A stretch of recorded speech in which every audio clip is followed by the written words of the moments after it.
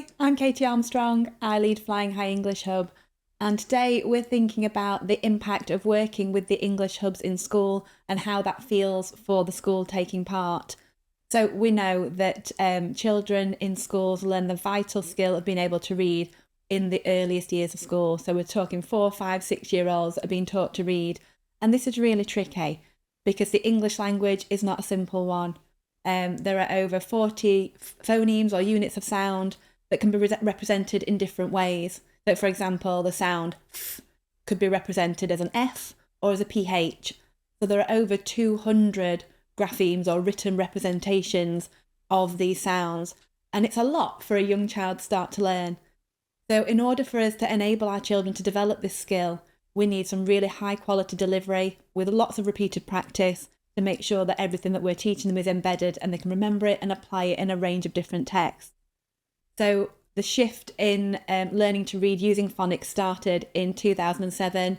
I'm sure some of you are similar age to me and remember being taught with a little tin of words. I remember having a tobacco tin of words that I learned every week, and then I had a new tin once I knew them all. I don't remember being taught how to read using phonics, but the approach in 2007 when the DFE released their letters and sounds document was that phonics is the way to teach early reading, and that's what we've all been doing in schools since then.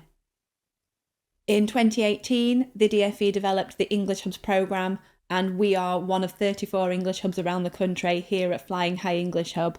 We're based in Nottingham, and we work with schools all over Derbyshire and Nottinghamshire, including Nottingham City and Derby City. And we are in the privileged position that we can offer schools a range of support to make sure that their children are able to learn to read really effectively. The first thing we can do is offer free CPL to schools, so we can offer training that covers a wide area of reading topics. So we think about developing early language, developing that culture of reading for pleasure, as well as skills and training in how to really teach phonics effectively. We can also offer funding to schools. So we know in 2021, the DFE released the list of validated phonics programmes that schools are encouraged to buy into. And obviously these come at a cost mostly. So we can offer support to schools in order to buy into a new validated programme, or if they've already got a programme that's working well for their school, money towards resources and training to enable their programme to run really effectively in school. And the third thing we do, which is the most important, I feel, is our partner school programme. This is intensive support that we offer to schools over a 2-year period, where they have up to 12 visits from one of our experts known as literacy specialists, who go into the school, work with the reading lead really intensively to visit classrooms, coach teaching, and make sure that our children are having the most high quality teaching possible. Looking at interventions that are in place, again, making sure they're impactful and high quality for the children, because we know the children having intervention and keep up are those that need extra practice to keep them on track with their peers. And also thinking about, are the children reading the right books? Are the decodable books matched really well? And then supporting the reading lead in their role. So are they able to analyse the data and know what each child needs to move them forward? Do they need support in learning their new programme and how it should be running? So these are really intensive days, but they have a really huge impact on the schools. And I could talk to you all day about the data that we've got from the many schools we've worked with and the impact that we've had. But what we're thinking about today is how that impacts on the school themselves. So, I could talk to you about our perspective as a hub and what it feels like for us. But we're going to be joined today by Seren Hathaway, who's the head teacher of Whaley Bridge Primary, who have finished their 2 years of intensive support and also a 3rd year of graduated support, and are now ready to sort of spread their wings and move away from the English Hub and keep working on the things that they've done with us on their own. So it's interesting to think about how that's impacted on the staff, how the experience of having somebody coming in and coaching regularly has felt to them, and the impact it's had on their children there. So welcome, Seren. Thank you for joining us today. So before we get started, can you tell us a little bit about your school? So for those of us that don't know Whaley Bridge, can you tell us a little bit about where you are in the country, what your school's like, how long you've been there? Okay, so Whaley Bridge is a small primary school in the High Peak in North Derbyshire. It's a really lovely village school and very friendly community in Whaley Bridge. We've got a really high percentage of children with special needs because we've got an enhanced resource provision. So inclusion's really at the heart of everything that we do in Whaley Bridge. And so I've been head there. Well, I joined in November 2020. So that was the time of COVID. So I joined at a really tricky time, a real time of uncertainty. I think I did a few weeks with some kind of local lockdown, and then in that January 21, we then entered the second full lockdown. So a really, really difficult time really to sort of start headship, I guess. It was my first headship as well. And school was in a difficult position. So they'd had 3 requires improvement Ofsted gradings. Okay. And the teaching team, the whole staff team, I should say, really were very, very committed, very enthusiastic, but quite jaded, I would say, by that. Understandably. Quite brutal Ofsted process that they'd been through.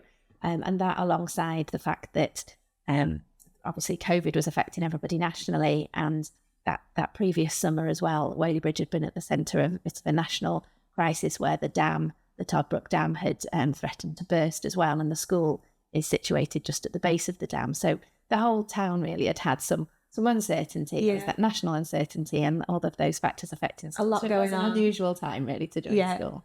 Yeah. Lovely. So how did you get into being a partner school with the Hub? How did you hear about us? What was the sort of process for you? What did that look like? So I knew a little bit about Hub schools. So previous schools that I'd worked with had worked with literacy hubs and maths hubs in different ways. So I had some awareness that there was that kind of support out there, but I hadn't really had a great deal of direct involvement. But obviously a key priority of mine when I joined Whaley-Bridge was to look at school improvement. We're in that tricky Ofsted position, and it was quite clear that there needed to be some rapid improvement. So although children were learning remotely, I could really see that there were real difficulties with spelling throughout the school, particularly in Key Stage 2. Okay. Spelling was really quite weak. And when I eventually was able to observe phonics teaching, once we'd come out of that kind of remote period, what I saw was that teachers were delivering really enthusiastic lessons. They were delivering phonics teaching regularly, and they were adopting lots of elements from different commercially available programs. Right. They were tending to choose the elements that were fun and appealing to children. So things like songs that helped them to remember particular codes, or they might have fishing for letters in the sand tray. But lots of the activities were really around visual letter recognition rather than actual systematic phonics teaching. Okay. And that lent to quite a disjointed approach. Yeah. Albeit that the children were enjoying those sessions because they were fun and engaging. But it clearly wasn't having the impact because particularly Key Stage 2 spelling was weak. Yeah. So it was really clear, reading's obviously at the bedrock of all the other subjects. It's really the foundation of learning in a primary school, isn't it? It is. And so it was really clear that was somewhere that we needed to prioritise quickly, and we needed evidence-based rapid change. And so that's when we looked to the Literacy Hub for support.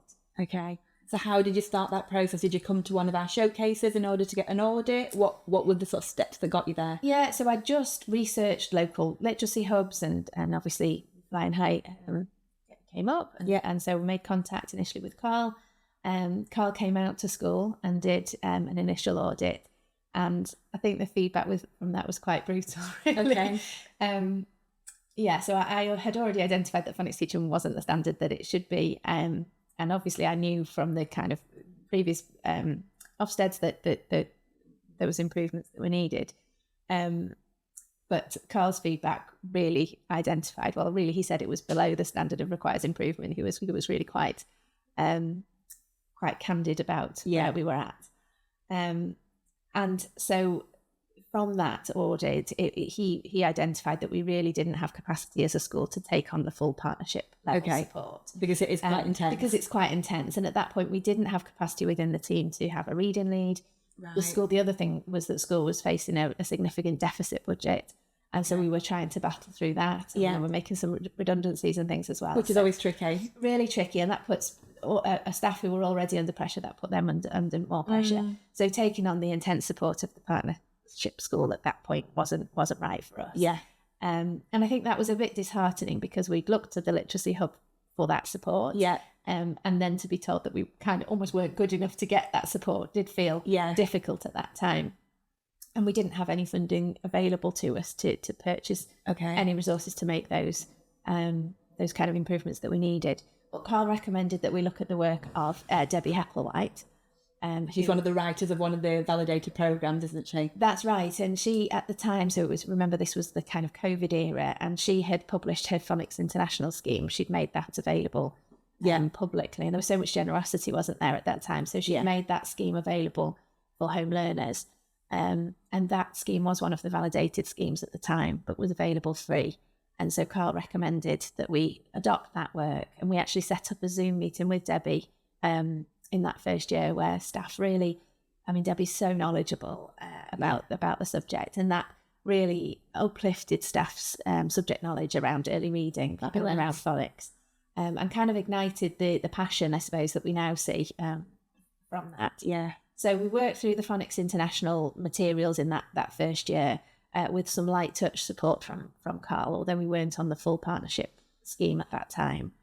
And I think initially staff were concerned that the Phonics International approach was quite formal, quite rigorous. Certainly Debbie's advice was for that to follow quite a formal and structured approach. And having gone from a style of teaching that was very engaging and very fun, but maybe not quite as rigorous. Definitely not as rigorous or as evidence-based. Yeah. So I think that colleagues were concerned that children would find it boring. They were kind of the mindset, I suppose, it might work. We can see the evidence is there. However, it's going to be boring and the children aren't going to enjoy it. But they were really brave. They stuck with it. So brave, in fact, that they videoed themselves teaching and then sent those videos to Debbie. Debbie looked at those videos and kind of gave them feedback, and that takes a lot of guts. It does. To kind of put yourself out there as a teacher. And then they mentored each other and kind of did some peer-to-peer support. And in that first year, we did see some really rapid progress, so that when Carl then came back, sort of at the end of the year and re-audited us, he then felt that we did have the capacity. Reading had really come on through the school to the extent that we then were able to join the partnership programme. So you got somebody that was going to be the reading lead at that point as well, that could take on that support, because it is the reading lead that works more closely with the English hub, isn't it? Yeah, absolutely. And it was clear then that we were able to identify that position in school, and that staff understood what that was going to involve and how they would be able to have an impact. What was it like when you started being a partner school? Because I know sometimes schools, because we go and work very intensively in the classroom, we'll go and coach and support alongside the front of the class. Teachers can sometimes find that a little bit threatening, or, particularly if they've not got that coaching culture in school, that somebody's coming in and we're going to be telling us that we're not very good. And, it can be quite nerve-wracking, can't it? How did your staff find having a literature specialist coming in and support? So I think by the time we entered the partnership school fully, we'd all accepted that we needed to make some improvements. Which is a first step, isn't it? All accepting that we've got something to do. Absolutely.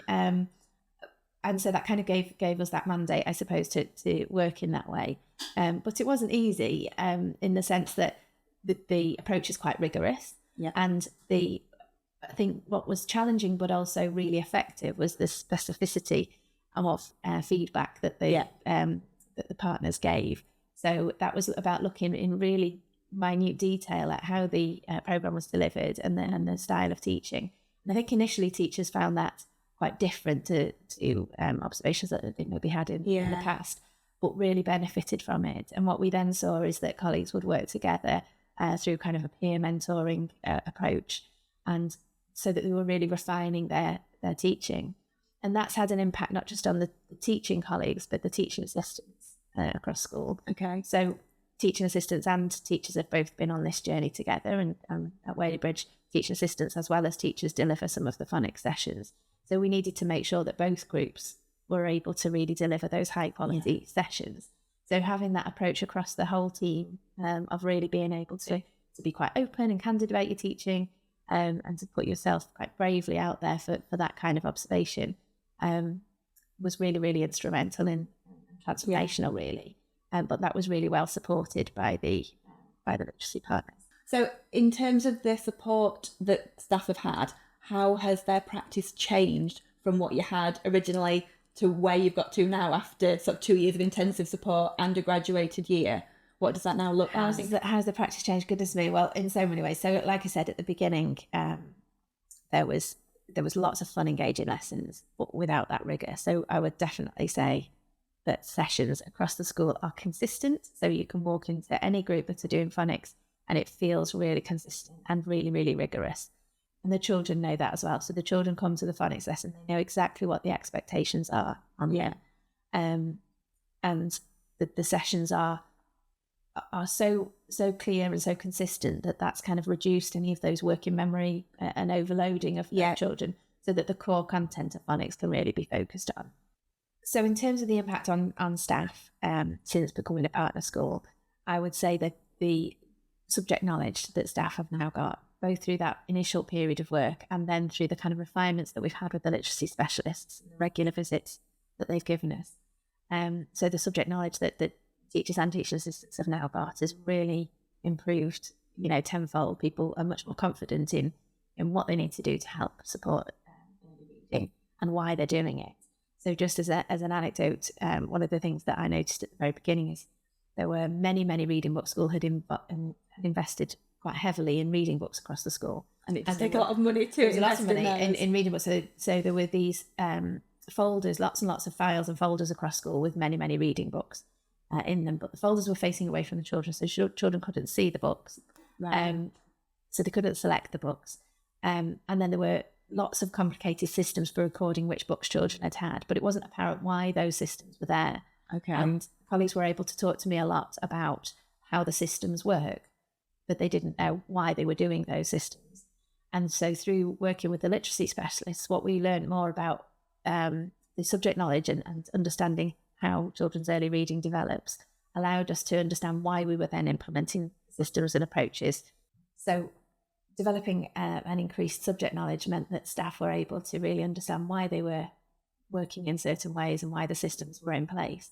And then those systems became more meaningful and had more impact on teaching and learning.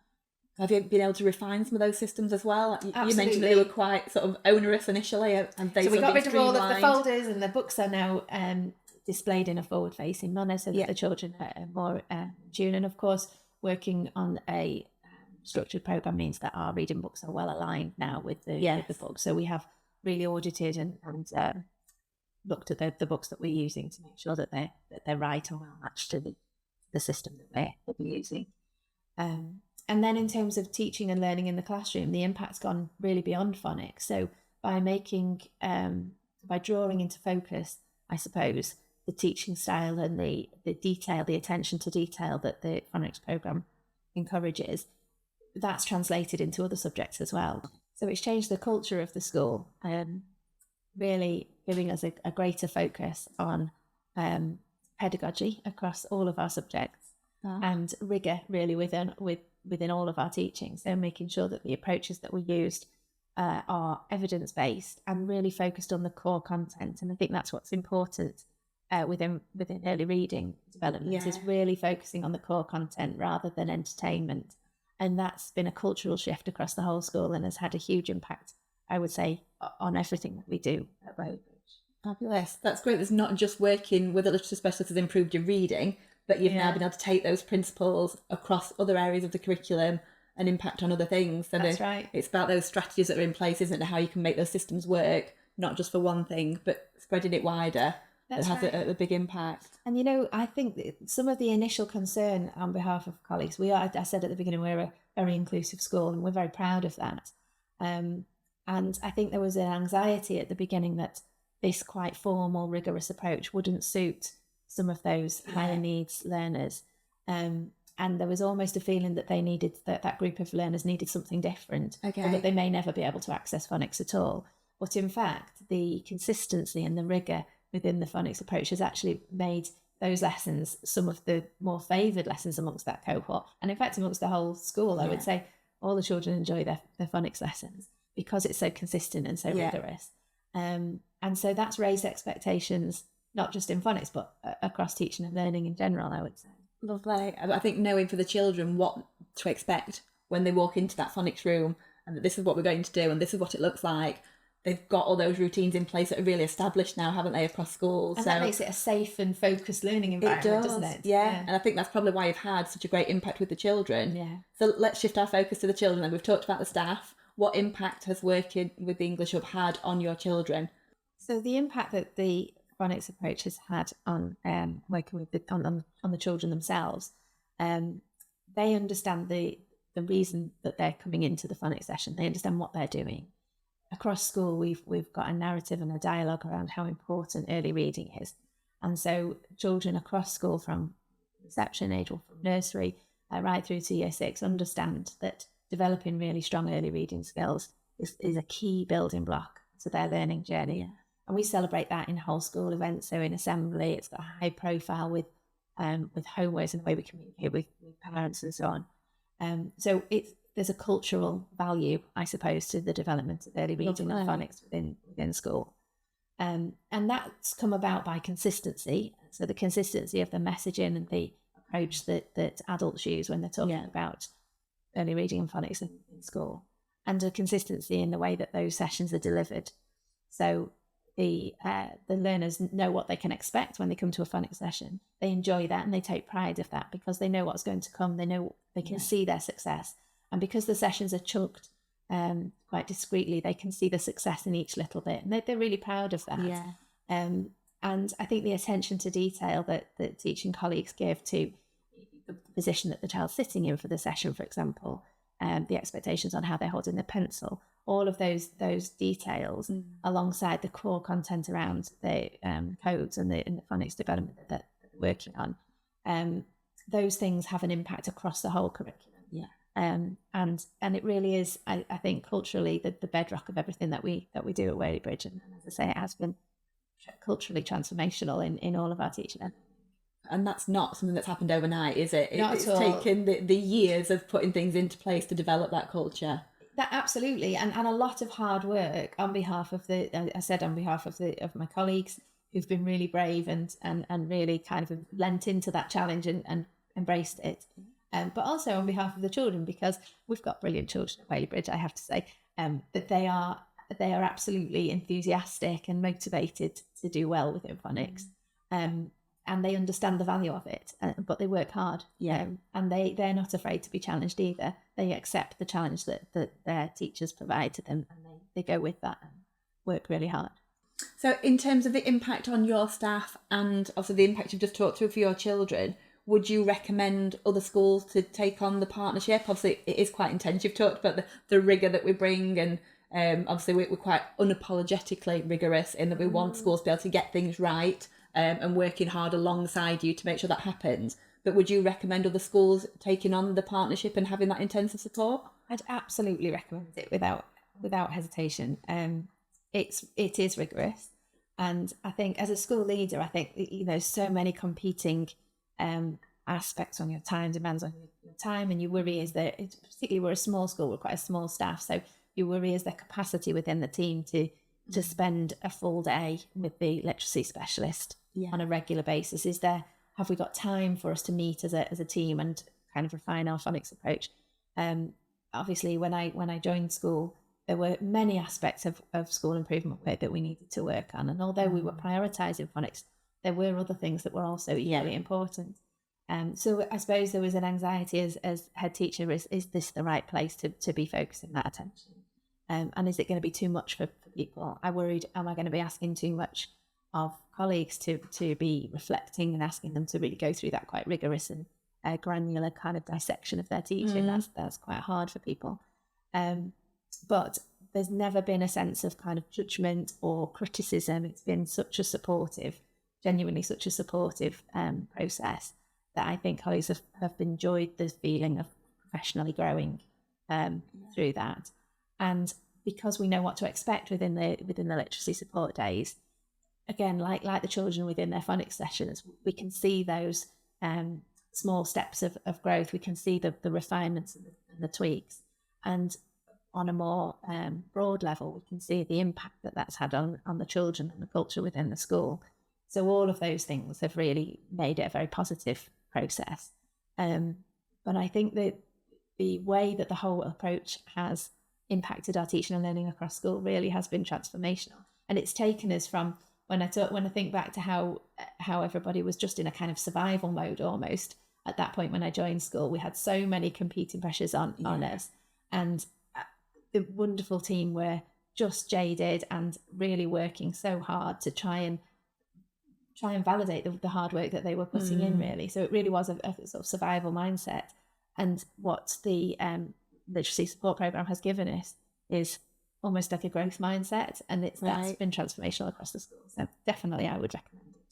So are there any particular children that stand out for you in this journey of, we can really see something's happened that's really turned them around from being not a reader to wanting to be a reader and developing that skill and that motivation? Yeah, well, there's so many examples. It's really difficult to choose one. I mean, children on the whole have just embraced it and really, really loved the approach. I can think of one young man in particular who is one of our higher needs group who has found engaging in kind of mainstream approach to learning quite difficult. So it's a learner who's very mobile whilst learning is going on, tends to be up and about, moving around the classroom, finds it really difficult to kind of pay that selective attention to the adult that would be needed in a kind of traditional classroom environment. And because of that, this learner was kind of learning out of the classroom a lot, was spending time with an adult, doing different bits and pieces of work elsewhere, but finding it hard to engage with kind of whole class learning. But really the consistency of the way phonics is delivered has made that so much more predictable for him. Yes. And what we saw initially was that the phonics sessions would be happening and he would be bodding around at the edge of the classroom, apparently not really engaged with the lesson, but in fact listening, taking that on board. Lovely. And then he gradually was showing us that he was really familiar with the routine of the sessions. And it's helping him feel safe because it's the same. Him feel safe. So he would let the teacher know if there was a section that wasn't delivered as he was expecting it. And so it was apparent that he was very clear on what section of the session would happen next.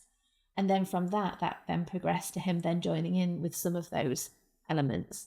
And then over time, so he's now in 3, but over time what that meant was he was then able to sit and engage with the whole class learning for increasingly more times. And that became almost a doorway into wider inclusion in other subjects as well. So having experienced success at whole class learning through phonics. So that was really transformational for him, I would say. Oh, lovely. So what about your staff? I know it's not always been a smooth road in terms of the staff that we've been working with. We've had maternity leaves and people changing roles. How has the work with the English Hub enabled you to navigate those things? Yeah, and we're a small school, so when there are changes in staffing, there's not kind of a big team around that to kind of take the strain in that way. So and everyone in your school, I suppose, wears many hats. We're not just the reading lead. We've got different things because there are so few of you. That's right. And there's, like I said before, lots of competing priorities, and we've been on that school improvement journey. Thankfully, we're now in a really good place, but there was so many things particularly to tackle at the beginning. Yeah. So it has required a lot of hard work and dedication, determination by colleagues in school. In terms of managing where we've had staff changes, because there's a core understanding and a cultural understanding around what we're doing with phonics, we've all got a kind of consistent approach to that. It's the work that we've done through the partner school program has allowed us to quickly upskill new colleagues, for colleagues to model how they deliver phonics and to kind of reflect on their own journey and pass that on to new colleagues as well. And actually what's been noticeable, and I suppose we took for granted really, that many of our long-standing staff had kind of become accustomed to the way that the partner school program works, and had perhaps come to a more comfortable point around being very reflective on their practice. Yeah. And then when we've had new colleagues come in, they found that approach a little bit more difficult because they've not been with us from the beginning of that, of being required to, I suppose, be quite introspective and look at their style of teaching. Which can be quite daunting, really can't it? Quite daunting. A lot of reflection on what I'm doing and am I doing it the best way for the children? It can be quite intense. That's right. And I think I'd say to schools starting that to give that real consideration. It is hard on colleagues. And I think as teachers, it's very difficult to have somebody come into your classroom, into your own space, and take you out of your comfort zone and really pick apart your practice. And that needs to be handled with integrity and honesty and openness, and in a way that takes into account the individual's kind of personal strengths or in terms of self-reflection. So asking new colleagues who are new to school, learning the ropes in all of those different areas to suddenly join us on that journey has been difficult. And I think I'm really lucky. We have such a supportive team in school, and there's been so much support amongst the team of colleagues for new staff to kind of get on board with that quickly. But also the way that the literacy specialists have worked, and yourself and Carl previously, there's no judgment, and it's so supportive and so kind, rigorous but kind. Yeah. That's allowed, I think, colleagues to really embrace that and lean into that. Yeah, I think initially it is really uncomfortable, isn't it? Particularly when it's somebody you don't know very well coming into your classroom and working with you. But I think we do try to be kind, and it's lovely that you've said that. But I think when staff realise that actually we're not here to make judgments and we're going to help you get the best for your children, that's when they kind of relax more into that process and engage with it a little bit more. And it's because it's evidence-based as well. So colleagues who've been with the programme from the beginning, because we started off from a very much a kind of background and subject knowledge point of view, they really understood. We've done that Zoom meeting with Debbie Hepplewhite, which had really, really upskilled people's understanding of early reading. And so I think making the adjustments that we're making to pedagogy link closely to the evidence around early reading and what research tells us around early reading, it enables you to see that tweak isn't just somebody being nitpicky about practice. It's actually got a real grounding in children's development. And I suppose for new colleagues, that wasn't quite as easy because they hadn't necessarily been there for that stage. Yeah. And so we've needed to really remember that when we're talking about the position that a child's seated in, or the exact way that they're forming a letter, for example, those things are coming from not just a pedantic point of view, but an evidence-based point of view. And kind of coming back to the reasons we're doing things all of the time is really important. Yeah, I think it's so powerful that practitioners understand why they're doing things in order to want to get it right. Because sometimes if they don't understand, like you say, it's just, we'd be picky. I don't need to hold my cards like this. I want to hold my cards like this because it's comfortable. But actually understanding why we're doing things in a certain way is really key. That's right. Just that consistency of when we're modelling the sounds. For example, the way that you have your hand pointed, those kinds of details, they're really important, and they really do have an impact. But if you're not aware of where they're coming from, that could just seem like a criticism. And I think one of the credits really to yourself and to Carl in your role has been that you've always explained that from that evidence-based point of view, so that colleagues are kind of reminded of where that's coming from, and that's coming from very much an evidence-based point of view. And then once that's explained, people understand why they're being asked to do something different. And it's not just somebody's personal preference. Absolutely. There's a reason for it. There's a reason for it. And an evidence-based reason. Yeah, lovely.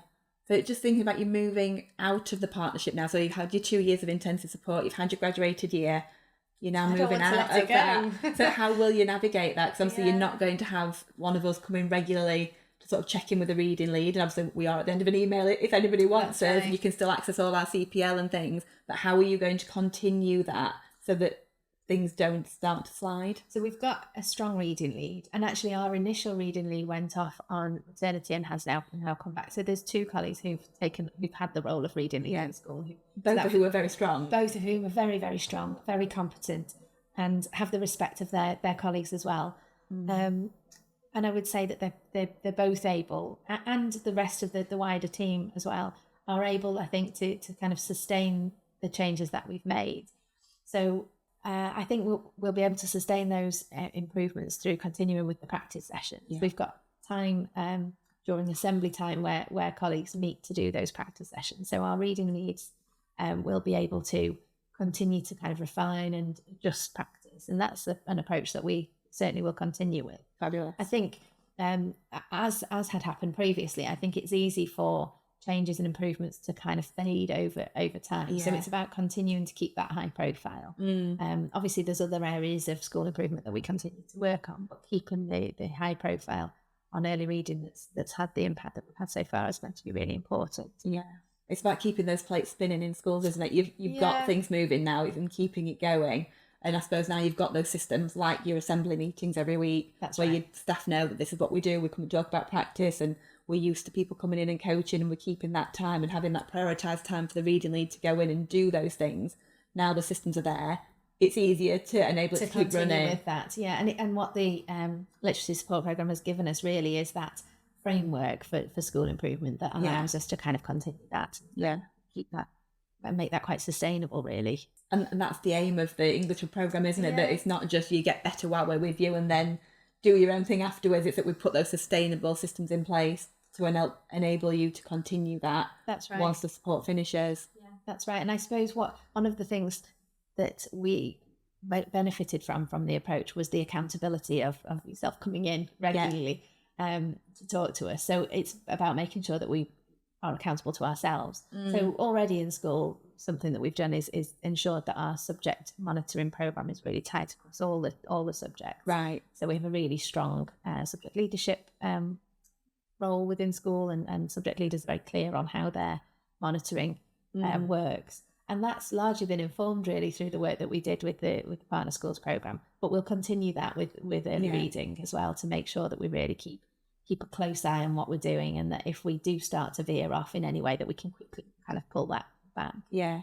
I think it's lovely to hear that the structures that we've enabled you to put in place for early reading, you can then use in other areas of school improvement and keep those same systems working, because you've seen the impact that they're having in one area, and then spread that across school in other areas. Because we can see that they're working. So where we can see an element of good practice that makes sense, then it's easy to implement in other areas. And I think a lot of the school improvement that we've done at Whaley Bridge has been about understanding why we're doing something.